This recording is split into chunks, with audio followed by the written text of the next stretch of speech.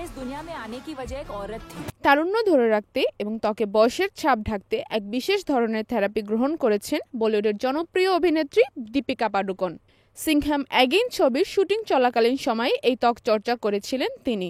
এক সাম্প্রতিক সাক্ষাৎকারে দীপিকা জানান তিনি কোনো ধরনের সার্জারিতে বিশ্বাস করেন না। তার মতে সার্জারির মাধ্যমে মানুষের মুখের স্বাভাবিক গঠন পরিবর্তিত হয়ে যায়, বরং নন ইনভেসিভ চিকিৎসাই তার কাছে বেশি কার্যকর মনে হয়। এই জন্য তিনি নিয়েছেন হাই ইন্টেন্সিটি ফোকাসড আল্ট্রাসাউন্ড, যা বা সংক্ষেপে হাইপোথেরাপি। ছুরি-কাঁচি ছাড়াই করা এই হাইপোথেরাপিকে অনেকটা সার্জারি ছাড়াই ত্বকচর্চা হিসেবে দেখা হয়।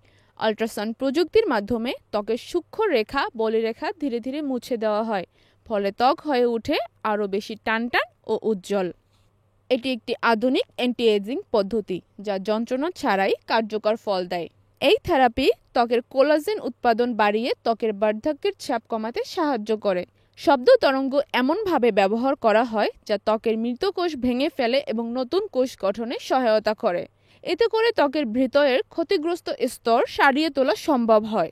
বিশেষ করে যেসব অংশে বয়সজনিত কারণে চামড়া ঝুলে পড়ে সেখানে হাইপো খুব ভালো কাজ করে। দীপিকার মতো 40 ঊর্ধ্ব নারীদের চোখের নিচে গালের ত্বকে বলিরেখা পড়া খুব স্বাভাবিক। অতিরিক্ত প্রসাধনী ব্যবহারেও এই সমস্যা আরও তীব্র হয়।